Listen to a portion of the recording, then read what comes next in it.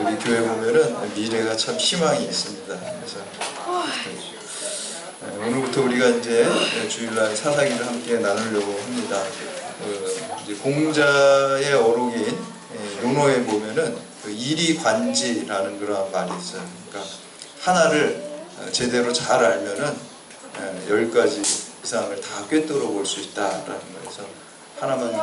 그래서 성경 말씀도 마찬가지인 것 같아요. 성경 말씀도 우리가 66권의 성경이 있지만 한 권을 제대로 알면은 하나님 이 성경 전체의 모습을 우리가 꿰뚫어 알아볼 수 있게 됩니다. 왜냐하면은 성경은 각 시대가 다르고 또 저자가 다르지만 사실 모든 그 저자들이 성령의 감동으로 기록되어 있기 때문에 사실 동일 저자라고 볼 수가 있습니다. 그래서 성령의 감동으로 동일하게 성경이 기록되었기 때문에 통하는 게 되겠고요.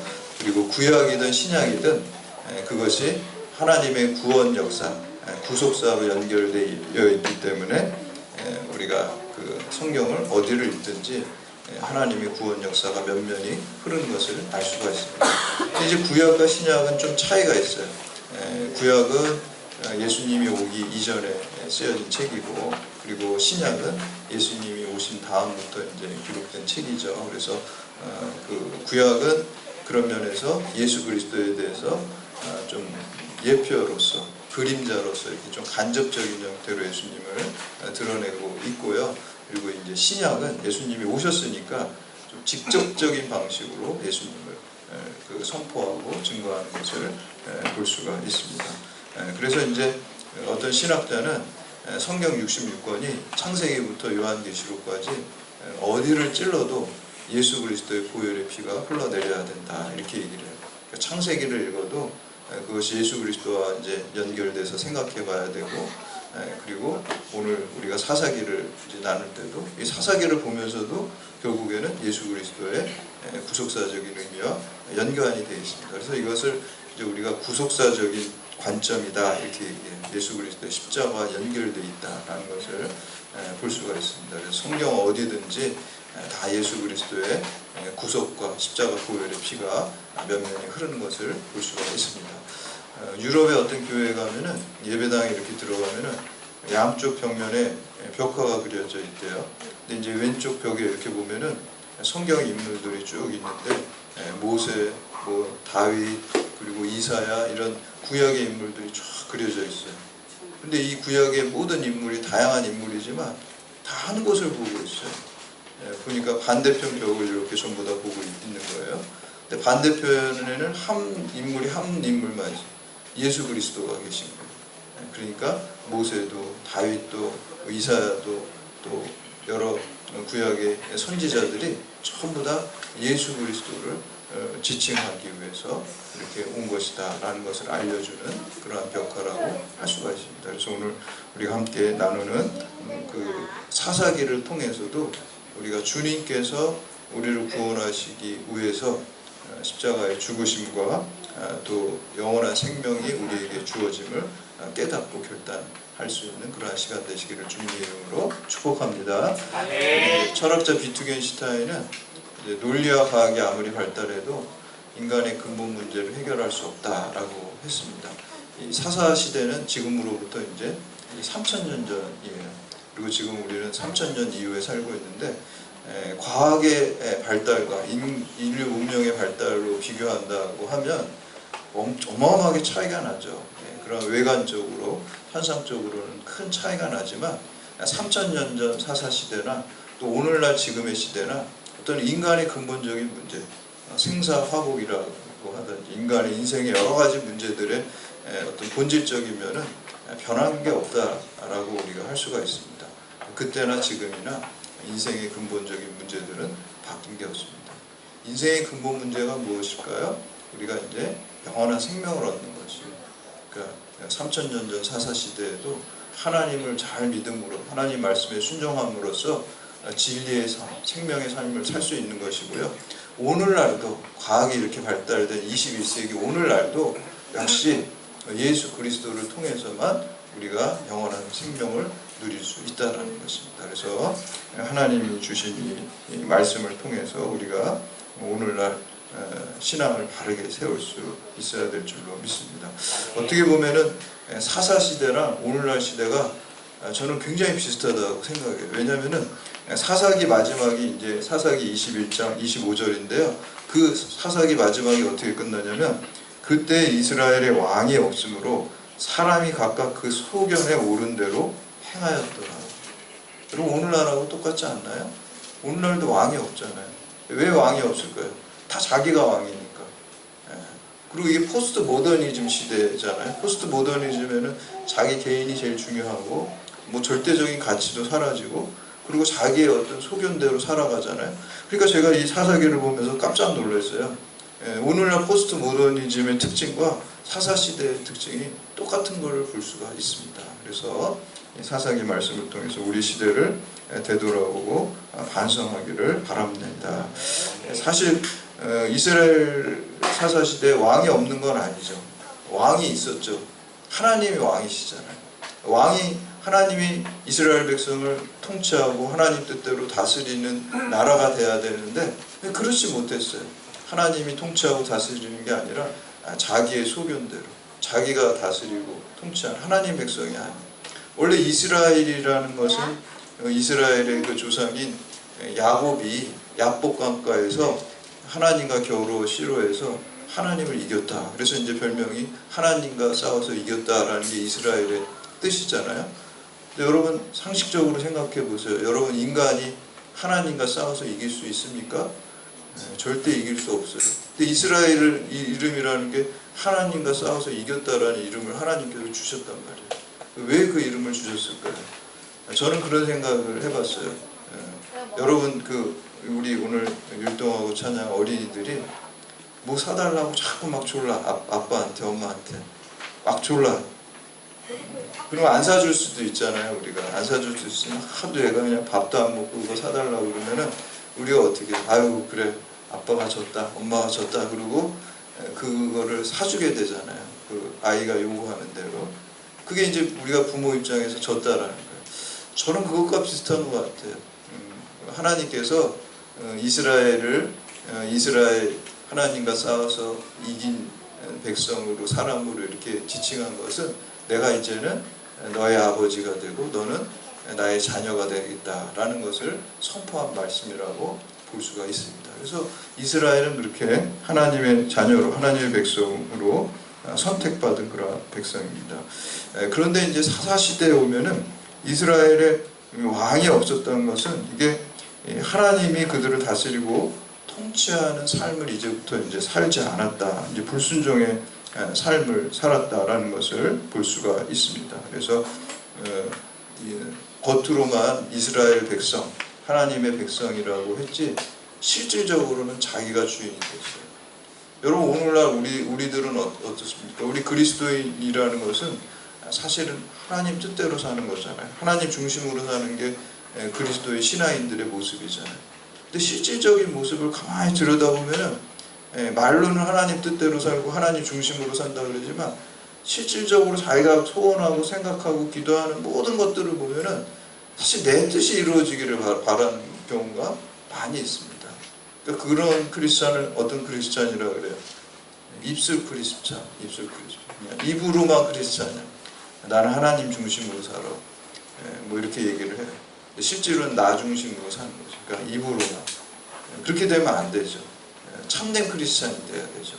썬데이 크리스찬이 아니라 리얼 크리스찬이 돼야 됩니다. 그래서 주일날만 이렇게 하루 교회에 그냥 왔다 가는 썬데이 크리스찬이 아니라 정말 일주일 내내 24시간 365일 그냥 매일매일 모든 순간이 하나님이 나를 통치하시고 나를 다스리시는 리얼 크리스찬이 되기를 여러분 주님의 이름으로 축복합니다. 예전에 제가 이제 본관에 저쪽에서 6층에서 점심시간에 이렇게 혼자 밥을 먹은 적이 있어요. 그래서 밥을 먹는데 어떤 모르시는 분이 새로 이제 학교 대학으로 오신 치안연구소 연구관님이시더라고요.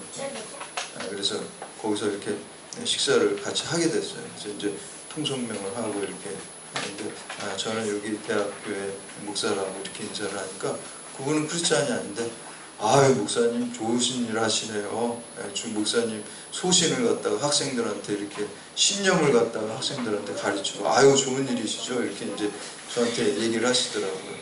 덕담을 해주신 거잖아요 저한테. 근데 제가 속으로 아유 그 신념하고 신앙은 정반대인데 이렇게 이제 이렇게 말하진 않았어요. 말하면 또 분위기가 썰렁해지니까 그 신념이 아니라 신앙을 제가 전하는 거예요. 이렇게 이제 말하고 싶었지만 말은 하진 않고 그냥 속으로만 생각하고 웃었습니다. 신념하고 신앙은 한 끗 차이지만 전혀 반대입니다. 신념은 내 뜻대로 살아가는 것이고요. 신앙은 하나님 뜻대로 살아가는 거예요. 하나님 뜻대로 살아가는 게 더 좋은 것을 아는 사람이기 때문에 내 뜻이 별로 중요하지가 않아요. 하나님 뜻이 더 좋은 거니까. 우리는 한 치 앞도 모르기 때문에 나는 이게 좋다라고 했는데 그게 나한테 독이 될 수 있고 그게 죽음의 길이 될 수가 있습니다. 신앙, 주님이 인도하시는 그 길이 당장 눈앞에는 안 좋아 보일지라도 그게 더 좋은 길이고 영원한 축복의 길이라는 걸 믿는 게 신앙이잖아요. 그래서 그리스도인들은 내 뜻대로 살 필요가 없어요. 주님 뜻대로 살. 그리고 신념이라는 거는 내 자아가 살아나는 것이에요. 내 자아의 어떤 욕망과 야망과 그런 비전을 가지고 사는 거죠. 나의. 그렇지만 신앙이라는 것은 내 자아가 죽고 예수 생명으로 사는 거예요. 그러니까 주님이 주신 비전, 내 야망에 근거한, 내 신념에 근거한 비전이 아니라 주님이 나한테 계획하시는 그 비전을 가지고 그것이 이제 신앙적인 삶이라고 할 수가 있겠습니다. 이렇게 그리고 또 한 가지는 그 신앙이라는 것은 결국은 주인을 바꾸는 거예요. 나 중심, 내가 주인이 돼서 살잖아요. 자연인들은 다 내 인생의 주인은 내가 되는 거죠. 오늘 사사기에도 보니까 자기의 소견대로 살았다는 것은 자기가 주인이 돼서 사는 거예요. 근데 이스라엘은 그렇게 살면 안 되죠. 주님이 주인 돼서, 하나님이 주인 돼서 살아야 되는데 사사시대 사람들은 자기가 자기 소견대로 주인이 되어서, 그래서 신앙으로 산다는 것은 주인을 바꾸는 거예요. 내 인생의 주인이 내가 아니라 하나님이 되는 거예요. 그리고 신앙이라는 것은 주어를 바꾸는 거예요. 옛날에는 믿지 않는 자연인들은 다 내가 한 거잖아요. 뭐 잘하고 못하고 간에 다 내가 한 거고 내 업적이고 나의 영광이잖아요. 근데 그리스도인들은 다 내 안에서 하나님이 하신 거, 하나님이 다 줘요. 주님이 하신 거. 우리 여름 행사 잘 된 것도 우리 교사들 내가 한 거야 이렇게 생각하시면 안 돼요. 내가 한 게 아니라 누가 하셨어요? 하나님이 하신 거예요. 주님이 하신 거예요. 주님이 주어가 되고 하나님 나를 통해서 하신 거예요. 내가 그렇게 할 수 있도록 나에게 믿음도 주시고, 그렇게 할 수 있도록 나에게 건강도 주시고, 그렇게 할 수 있도록 나에게 지혜도 주시고, 그렇게 할 수 있도록 나에게 생명도 주신 분이 하나님이심을 고백하는 게 신앙의 삶입니다. 그래서 신앙이라는 것은 주인을 바꾸는 것이고요, 주어를 바꾸는 게 신앙으로 사는 것입니다. 그런데 사사시대의 이스라엘 백성들은 그렇게 하지 못했어요. 자기가 주인이 됐고, 자기가 왕이 되었고, 또 자기가 주어가 되었습니다. 그럴 때 이제 하나님께서 그들을 심판하시고 회복하시는 것을 볼 수가 있습니다. 이 사사시대는 이스라엘 백성의 어떤 과도기라고 할 수가 있어요. 사사시대의 시작은 오늘 우리가 1절에 함께 읽은 것처럼 여호수아가 죽은 다음부터 시작이 됩니다. 그리고 언제까지 되냐면은 사울 왕이 세워질 때까지, 그게 약 340년의 시기예요. 그때 이제 사사들을 세워서 하나님이 이스라엘을 통치하고 다스리는 것을 볼 수가 있습니다. 그래서 시기적으로 보면 기원전 1390년에서 기원전 1050년까지 기간이 바로 사사 시대입니다. 이 사사라는 것은 이제 히브리어 언어로 보면 쇼페팀이라는 단어를 쓰고 있어요. 쇼페팀이라는 것은 재판관, 판사라는 뜻이에요. 영어로는 저지라고 그러잖아요. 재판, 판사가 이제, 근데 왜 사사를 왜 그 지도자로 세웠을까 이렇게 우리가 생각할 수 있는데요. 이스라엘 백성이 외세 침입이나 어려움이 있을 때 어떤 전쟁의 장군 같은 지도자를 사사로 세워서 사용을 합니다. 하나님께서. 그래서 하나님이 함께 하셔서 그 사사를 통해서 전쟁에 승리하게 하신 다음에 맨날 전쟁하는 건 아니잖아요. 전쟁 안 하는 기간이 더 길잖아요. 그 기간에 사사들이 뭘 하냐면은 전쟁 영웅이지만 평상시에 재판 판사 노릇을 하는 거예요. 그러니까 민족의 그래서 하나님께서 특히 이제 하나님의 공의라는 것은 사법적 정의를 통해서 이루어지는 거예요. 그러니까 이스라엘 공동체에 하나님의 정의, 사법법적인 정의를 얘기를 하는 거예요. 그래서 우리가 법무부, 우리나라 법무부도 그렇고 미국의 법무부도 이제 뭐 미니스트리 오브 저스티스 혹은 뭐 디파트먼트 오브 저스티스 이렇게 얘기를 하잖아요. 그러니까 다 저스티스가 들어가니까 정의부예요. 사법부는, 법무부는 정의부예요. 바로 그러한 정신이 바로 이제 사사기에 있다는 거죠. 그래서 하나님의 정의는 그냥 말로만 공허한 정의가 아니라 법적인 정의, 법적인 정의가 바로 세워져야 되는데 그 역할을 누가 했냐? 그 판사를 누가 했냐? 바로 사사가 했습니까? 판사가 얼마나 중요한 역할입니까? 그 지도자가 되는 것을 볼 수가 있습니다. 근데 이 사사 시대에 이러한 그 하나님의 정의가 바로 사법적 정의, 사사들에 의해서 세워진 것을 볼 수가 있습니다. 그래서 우리가 오늘 사사기를 통해서 이제 무엇을 해야 될지 그 실마리를 오늘 두 가지로 우리가 1절에서 7절 말씀을 통해 찾아보도록 하겠습니다. 첫 번째는 우리가 하나님의 뜻을 알게 해달라고 기도해야 됩니다. 여러분, 우리가 하나님이 주인된 삶을 살려면 뭐 해야 돼요? 하나님 뜻을 알아야 되잖아요. 하나님의 뜻대로 내가 살아야 되니까. 그러니까 첫 번째는 기도예요, 무조건. 여러분이 작은 일을 하든 큰 일을 하든 쉬지 말고 기도하시기를 바랍니다. 기도한다는 행위 자체가 내가 주인이 아니라 제가 하나님 뜻을 알고 하나님 뜻대로 하겠습니다라는 고백이 거기에 포함되어 있어요. 그냥 뭐 자기 거 뭐 해달라고 관철시키는 막 이런 기도는 기복적인 기도예요. 그렇지만 하나님의 뜻을 알게 해달라는 기도는 기독교적인 기도예요. 하나님의 뜻을 왜 하려고 그래요, 여러분들이? 하나님의 뜻대로 살아가려고. 하나님이 주인된 삶을 살려고 하나님의 뜻을 알게 해달라는 거잖아요. 그래서 여러분, 첫 번째는 하나님의 뜻을 알게 해달라고 기도해야 될 줄로 믿습니다. 사실 사도시대, 사사시대의 시작은 절망적인 상황이에요. 왜 절망적인 상황입니까? 아주 카리스마 있고 존경받는 지도자가 죽었잖아요. 여호수아. 모세도 죽었고 여호수아도 죽었고 이제 지도자가 사실은 없어졌어요. 야, 이제 어떻게 해야 될까? 우리 민족이 이제 어디로 나아가야 될까? 막 절망 가운데 있는 상황이에요, 사실은. 근데 하나님은 뭐라 그래요? 그런 상황에 기도하라고 말씀하십니다. 하나님께 기도하라고 말씀하십니다. 1절 말씀 우리 함께 봉독합니다. 1절 시작. 여호수아가 죽은 후에 이스라엘 자손이 여호와께 묻자와 가로되 우리 가운데 누가 먼저 올라가서 가나안 사람과 싸우리까. 아멘. 옛날에 여호수아가 있을 때는 여호수아가 이렇게 탁탁 지시를 했겠죠. 이제 그 여호수아가 죽으니까 이 백성들이 제일 처음에 어떻게 해요? 기도했어요. 하나님께 물었어요. 하나님의 뜻을 물었어요. 어떻게 합니까? 누가 나가서 싸웁니까? 그러니까 이제 하나님께서 대답을 하시죠. 유다가 가서 싸우라. 그리고 이제 유다 지파에서 이제 시므온 지파하고 같이 가서 나를 도와달라 이렇게 얘기하잖아요. 하나님께서 나에게 분배받은 땅을 위해서 같이 좀 도와달라. 그러면 너희가 싸울 때 내가 우리가 우리 지파에서 도와주겠다. 약간 품앗이 하듯이 이렇게 이제 해서 유다와 시므온 지파가 다 가서 싸운 것을 볼 수가 있습니다. 누구 뜻대로 싸웠어요? 하나님 뜻대로. 그러니까 여러분들이 어떤 일을 하시든지 하나님 뜻대로 한 것이 성공한 것인 줄 믿으시기를 바랍니다. 그게 하나님 마음에 합한 자예요. 하나님께서 다윗을 보고 내 마음에 합한 자라 한 이유가 다윗은 맨날 물어보는 사람이었어요. 아주 귀찮을 정도로. 하나님께 그냥 작은 일부터 큰 일처럼 큰 일까지도 말 한마디까지도 하나님 제가 어떻게 할까, 어떻게 말할까, 어떻게 행동할까요, 전쟁을 할까요 말까요부터 모든 것을 항상 하나님께 물어보는 사람이었어요. 그렇기 때문에 하나님께서 다윗을 향해서 내 마음에 합한 사람이다 이렇게 칭찬하셨어요. 여러분들도 항상 하나님께 기도로 묻고 하나님의 뜻을 물어보고 하나님이 여러분 각자를 향하신 계획이 있잖아요. 하나님이 뭐 그냥 할 일이 없으셔서 여러분에게 생명을 허락하신 게 아니거든요. 여러분을 그리스도인으로 부르신 게 아니거든요. 하나님의 계획이 있고 뜻이 있단 말이에요. 근데 그 계획과 뜻을 바르게 알기 위해서는 항상 하나님한테 기도로 물어봐야 될 줄 믿습니다.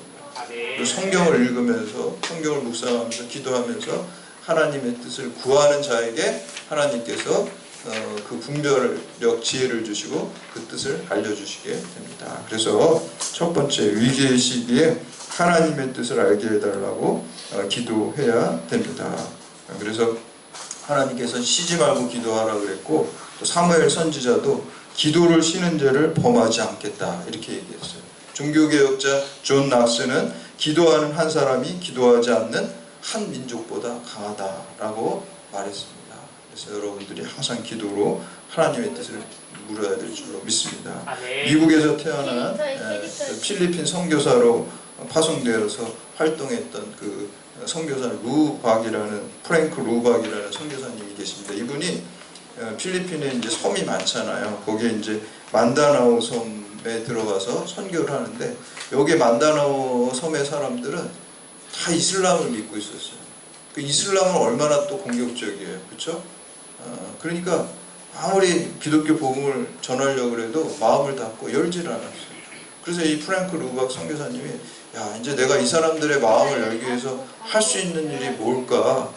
내가 도저히 할 수 있는 게 없구나. 그래서 어떤 걸 결심하냐면 내가 24시간 365일 하나님만 바라보면서 저 영혼들을 위해서 기도해야 되겠다. 이렇게 결심을 했어요. 그러면서 그분이 이제 일기를 쓰기, 기도 일기를 썼어요. 이제 영성 일기를 쓰기 시작했는데 자기는 잠자는 시간은 의식이 없잖아요. 잠자는 시간을 제외하고 깨어있는 시간에 항상 하나님을 바라보면서 기도하겠다. 그럼 여러분들 누구 만나서 얘기할 때도 있고 그러잖아요. 그래도 그 순간에도 하나님께 잠깐 기도를 해서 자기가 깨어있는 시간 동안 하나님을 생각하지 않은 시간이 15분을 넘어간 적이 없다는 거예요. 그러니까 계속 기도하는 거예요. 진짜 쉬지 말고 기도하는, 뭘 일하면서도 기도하고 기도할 때 기도할 뿐만 아니라 항상 이렇게 기도하는 거예요. 여러분 이 시간에도 이렇게 주님 저 말씀을 제가 잘 알게 해주세요. 이것도 여러분 하나님 생각하면서 기도하는 거잖아요. 그러니까 그렇게 계속해서 기도를 했어요. 근데 그 기도 때문에 그 이슬람으로 이렇게 배타적인 그 민다나오 섬의 이슬람의 그 모로족이라고 하는데 그 모로족의 사람들이 복음을 받아들이고 복음화되었다. 그러면 기적이죠. 기적은 언제 일어납니까? 기도할 때 일어나요. 기도할 때. 아멘.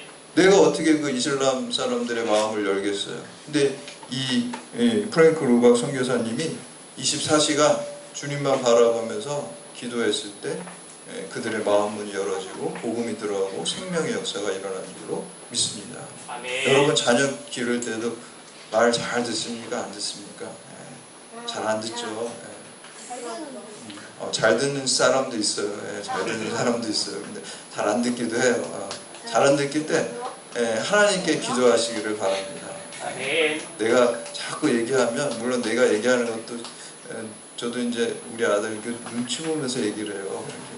오히려 더 말도 안 듣고 원하는 대로 안 가고 그리고 사이만 안 좋아지니까 제가 이제 저도 나름대로 노하우가 하나님께만 얘기하면 되겠구나. 하나님께서 그 마음을 움직여 주셔서 스스로 깨달아서 갈 수 있는 방법이 제일 좋은 것 같아요. 그래서 항상 우리가 기도해서 기도할 때 하나님이 일하시는 줄 믿습니다. 아멘. 그래서 기도를 통해서 이 세상을 움직일 수 있고 기적의 역사가 우리 가운데 있게 될 줄로 믿습니다. 아멘. 나는 불가능하지만 기도할 때 여러분 통해서 하나님의 기적이 일어나고 여러분이 기적의 주인공이 될 줄로 믿습니다. 아멘. 이스라엘 백성은 여호수아가 없어졌을 때 기도했다. 하나님께 그럴 때 이제 놀라운 승리가 있어요. 아도니 베색이라는 어마어마한 장군을 물리치는 기적의 역사가 있어요. 두 번째, 그래서 하나님의 명령에 순종해야 됩니다. 하나님의 뜻을 알았으면은 뜻만 알아서 끝나면 안 되잖아요. 그렇죠? 뜻을 아는 다음에 거기에 순종해야 돼요. 그걸 이행해야지 열매가 열리게 되는 것입니다. 그래서 우리가 일반적으로 어려움이 닥칠 때 절망하고 자포자기합니다. 또 어떤 사람은 그냥 이 절망적인 상황을 핑계 삼아서 죄를 지습니다. 죄를. 내가 이렇게 그냥 막 될 대로 되라. 근데 그리스도인들은 어려운 일이 생기면 어떻게 이해를 하냐면은 될 대로 되라 자포자기하는 것이 아니라 하나님이 기도하라는 사인이구나. 그래서 나한테 이런 어려운 주셨구나. 그러니까 해석이 달라요. 믿지 않는 사람들은 어려움이 있으면 막 화가 나고 분노하고, 그러니까 요새 막 묻지마 칼부림 이런 것도 어떻게 보면은 막 화나는 걸 그냥 막 자기가 막 안 풀리는 거를 갖다가 막 사회의 원망을 가지고 막 하는 그런 요소도 아마 있을 거예요. 그렇죠? 근데 그리스도인은 어려움이 있으면 어떻게 해요? 아, 기도하라는 거구나. 그래서 오히려 그 고난과 어려움을 기도의 동력으로 삼아요. 기도의 휘발유로 삼아요. 어려운 일이 있을 때 기도가, 간절한 기도가 더 나오잖아요, 여러분. 평상시에는 우리가 평상시에도 열심히 해야 되지만 잘 못하다가 그러한 고난이 있으면 더 열심히 하게 되잖아요. 그래서 우리가 그 고난 가운데 주님의 음성을 듣고 또 주님을 체험해서 믿음이 성장하게 되잖아요. 그래서 기도하게 되는 것입니다. 오늘 말씀의 2절 말씀 함께 봉독합니다. 2절 시작. 여호와께서 이르시되 유다가 올라갈지니라 보라 내가 이 땅에 그의 손에 넘겨주리라 하시니라. 아멘. 이때 이제 유다가 올라갈지니라 라고 한 거는 여호수아가 이제 가나안 땅을 이렇게 지도하에 잘 정복을 하면서 정복을 못한 땅이 있었어요. 왜 못했을까요? 거기에 강적이 살고 있기 때문에 못한 거예요. 강한 적이 있었어요. 그 아도니 베색이라는 장군이 있었어요. 그러니까 너무 강한 사람이라서 여호수아도 거기는 다 정복을 못했어요. 그러니까 남았어요. 근데 이제 여호수아도 없는 상황에서 제일 강적 남아있는 사람을 이거 누가 갈까 이렇게 물어보니까 유다 지파가 하나님 가라 그래요. 가라 그래요. 기도해요. 근데 그 말씀에 순종합니다. 여호수아라는 큰 지도자가 있을 때도 정복 못한 굉장히 어려운 적이었는데 기도하고 순종하면서 나아갔다는 거예요. 근데 오늘 말씀해 보니까 그 손에 넘겨주었다 하나님 이렇게 되어 있죠. 넘겨줄 것이다가 아니에요. 미래형이 아니에요. 이미 넘겨주었다는 거예요. 여러분 믿음은 그런 거예요. 우리가 세상적인 시각으로 볼 때 하나님의 약속은 미래에 이루어지죠. 근데 그 미래에 이루어지는 거를 우리는 믿음으로 현재로 갖고 오는 거예요. 그 미래. 이미 이루어진 거라고 믿는 거예요. 왜냐하면 하나님의 약속과 성취는 두 개가 아니거든요. 하나님은 전지하신 하나님이기 때문에 우리 약속을 잊지 않으시고, 하나님은 진실하신 하나님이기 때문에 우리 거짓 약속을 하시지 않으시잖아요. 신실하신 하나님이에요. 그리고 하나님은 전능하신 하나님이기 때문에 그 약속을 못 지킬 이유가 없잖아요. 그렇기 때문에 하나님의 전지하심과 하나님의 진실하심과 하나님의 전능하심 때문에 하나님의 약속이 오늘 나에게 있다는 것은, 약속이라는 건 다 미래에 이루어지는 것이잖아요. 근데 하나님의 약속은 미래에 이루어지는 건 맞지만 그거는 이제 끝난 거예요. 그러니까 하나님의 약속과 성취가 한계예요. 미래에 이루겠다 하는 건 그냥 이루어진 거예요. 우리가 믿고 나아가면, 순종하면 그냥 이루어지는 거예요. 사람의 말은 이루어질 수도 있고 안 이루어질 수도 있지만 하나님의 말은 하나. 그래서 여기 보면은 내가 네 손에 넘겨주었다, 너를 승리하게 하겠다라는 거는 현재형으로 써요. 승리하게 해줄 것이다가 아니야. 미래에 너는 승리했다는 거예요. 이렇게 그것이 이제 믿음입니다. 우리 4절 말씀 함께 봉독합니다. 4절 시작. 유다가 올라가매 여호와께서 가나안 족속과 브리스 족속을 그들의 손에 넘겨주니 그들이 베색에서 10,000명을 죽이고. 아멘. 그리고 이제 7절에 언급된 7절 말씀에 이제 아도니 베색이라는 사람이 나오는데, 아돈이라는 게 이제 뭐 아도나이 할 때도 주인이라는 뜻이잖아요. 베색이라는 게 지명 이름이에요. 그러니까 베색의 주인, 베색의 왕이라는 뜻이에요. 아도니 베색이라.